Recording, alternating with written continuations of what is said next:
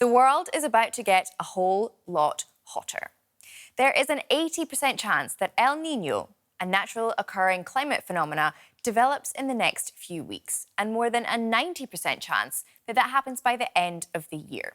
Those numbers come from the World Meteorological Organization today, and that's about as close as climate science gets to saying this is going to happen. And this time, against the backdrop of a planet that's already significantly warmer than before, the impact could be stronger in some regions. So today we're asking, how bad could this get? And are we ready? Well, to break that down, I'm joined now by Dr. Michael McPhaden. He's a senior scientist at NOAA, the US National Oceanic and Atmospheric Administration, one of the world's leading authorities on weather, oceans and climate. He spent decades studying El Nino and helped build the global observation systems that we use to track it.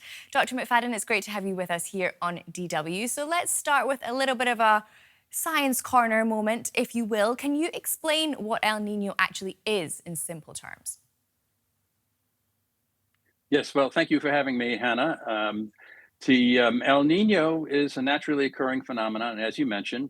It happens irregularly every 2 to 7 years, and it's characterized by an unusual warming of a large expanse of water in the equatorial Pacific Ocean. And this occurs when the trade winds suddenly weaken in the Western Pacific. And that sudden weakening of the trades leads to an initial warming. The initial warming leads to a further weakening of the trade winds, and then the system becomes locked in a chain reaction where further warming causes more trade wind weakening, and the initial warm anomalies amplify significantly over the next several months. And what exactly is happening right now that gives you this high level of confidence that El Nino is coming? Well, we have seen an initial warming in the equatorial Pacific, and we have seen the initial relaxation of the trade winds, and the trades are continuing to weaken. The conditions now in the equatorial Pacific look very similar to what they looked like in early 1997 at the start of the largest El Nino of the 20th century. They look very similar to what conditions looked like in early 2015 at the start of the largest El Nino of the 21st century. Now, that does not mean that this El Nino will rival those two in magnitude, but the conditions are certainly favorable for that to happen. A lot can happen between now and the end of the year that could possibly derail it, but we are certainly set up for a big El Nino to occur at the moment. And if you could explain to us as well, those of us who are less brushed up on our climate knowledge, how does something that's going on in the Pacific end up affecting weather all over the world? The area of warming when a major El Nino occurs is about the size of the continental United States. And that area releases a huge amount of heat into the atmosphere, and it affects the general circulation of the atmosphere all over the globe. And this causes shifts in weather patterns where dry regions may become unusually wet, wet regions may become unusually dry. There can be significant heat waves, severe tropical storms in greater frequency or intensity than normally occur. And these are all because of the atmospheric circulation changes that occur because of this massive heat release from the tropical Pacific Ocean into the atmosphere. And now we do actually have a map here that shows the typical patterns during El Nino. Like you just said, their temperatures tend to be higher on average globally, and some regions like Australia and parts of Southeast Asia tend to get drier. In other areas, those that are shown here in blue, we tend to see more rainfall. So why is it that some of those regions get drier whilst others get more rain? The heat released from the tropical Pacific Ocean will change where heavy rainfalls occur. For example, during normal years, the warmest water in the Pacific is found in the far western Pacific. Australia, Indonesia, and the Philippines normally experience heavy rainfalls during normal years in this region. When an El Nino occurs, the warmest water shifts eastward along the equator, and this dries out the Western Pacific, but it brings torrential rains to the island states of the Pacific and the west coast of South America. That's one example. The jet stream in the northern hemisphere shifts equatorward during El Nino, and the jet stream steers storms normally across the center of the United States. But during an El Nino year, it will steer those storms along the southwestern U.S., along the Gulf states, and into Florida. And so those regions will experience unusually heavy rains during El Nino year, whereas the northern tier of the United States will be warmer and drier. Okay, so that's a bit of a breakdown about which countries will get wetter and which will get drier, but which countries need to be the most concerned this time about how their country will be impacted and which ones will be affected the worst? Well, we say ground zero for El Niños in the rim countries of the tropical Pacific. This is where the effects are felt most immediately. So Western South America, Australia, Indonesia, the Philippines, these are regions that could have could feel the impacts directly. But the stronger the event, the greater the impact farther away. So the United States will not be immune to a strong El Nino. East Asia, South Asia will not be immune to a strong El Nino. Other parts of South America will not be immune to a strong El Nino. So the bigger the event, the larger the impacts, the farther away from the tropical Pacific. And we have the UN Secretary General, Antonio Guterres, calling the arrival of El Nino an urgent warning signal. Let's just take a listen to what he said. El Nino conditions will pour fuel on the fire of a warming world. Impacts will hit even harder, travel even further, and cross borders with devastating speed. The only effective response is climate action equal to the crisis, ending the addiction to fossil fuels, accelerating the shift to renewables, protecting the most vulnerable, and delivering early warning systems for all. So, Michael, if I could ask you to pick up on what he just said there, in what sense does El Nino act like fuel on the fire of climate change? El Nino produces unusual weather patterns around the world, extreme droughts, extreme floods, heat waves, and shifts in the location and intensity of tropical storms. It is occurring now on a background that is much warmer than it was even 40 years ago.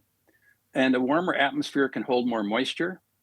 So, for example, where we might expect a heavy El Nino rainfall, because the atmosphere can hold more moisture, that rainfall now can become an extreme rainfall, which can lead to extreme flooding. Likewise, for drought, in a region that might experience a severe El Nino drought, because the warmer atmosphere can dry out soils more quickly and more thoroughly, climate change can make a severe El Nino drought into an extreme El Nino drought. So climate change is amplifying the impacts of El Nino in today's warmer world. And Guterres also talked about climate action. Where would you say we are globally on that right now?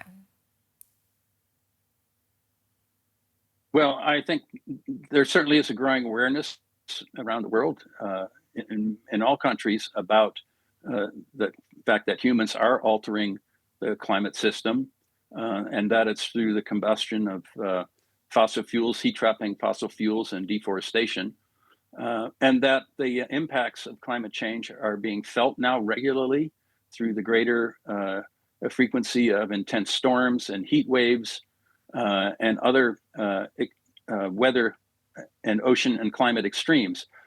So I think there is a growing concern about this, and not universally and not everywhere, but there is a greater motivation to actually try to make changes that decarbonize society and limit some of the more severe impacts of climate change on humanity and on natural systems. And I guess on a related note, at what role do early warning systems play? Do we have anything in place in order to prepare us for what's potentially to come? Well, of course, one of the goals of the research that we have been doing on El Nino for the past 40 to 50 years is to improve long-range weather forecasting related to it. And there have been great successes in this regard. Uh, if we know now, having seen the evolution of many El Nino's events over the past several decades, how they evolve, how quickly they evolve, how large they can get. And we have many months of lead time between now and the end of the calendar year when it reaches its peak development. And so we know what the global fingerprint generally is of a major El Nino event. We know where it will be unusually wet or dry, where we can expect greater extreme heat. So there's plenty of time through these long-range weather forecasts to develop mitigation strategies to avoid some of the worst impacts of the event. And maybe on a more individual level, how should people be preparing for something like this? And what would you tell anyone who's feeling overwhelmed by all of this, and maybe people who are looking for some kind of sense of hope in this?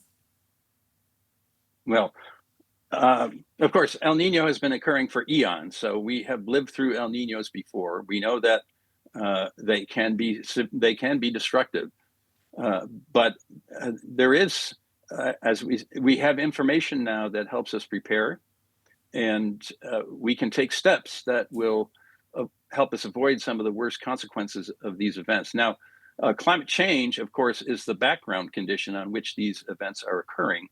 And many people are feeling distressed about the trajectory of humanity towards a warmer world. But in fact, there are rays of light.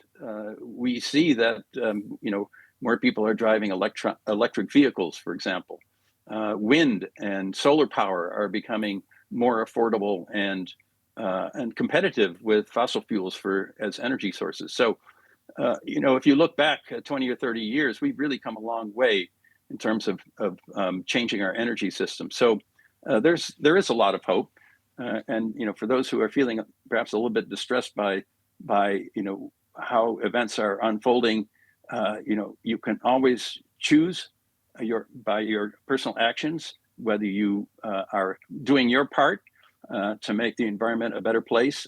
You can raise your voice, become politically active, and you can vote for political parties that you think represent your interests on the climate change issue most effectively. That's Dr. Michael McPhaden from NOAA. Thank you so much for your time and for shedding some light onto all of this for us. Thank you very much. Thank you. Well, please let us know your thoughts below. Are you perhaps in a country that's likely to be impacted by El Nino? Is your country preparing for it? Let us know in the comments. I'm Hannah Hummel. Thank you so much for joining us here on DW.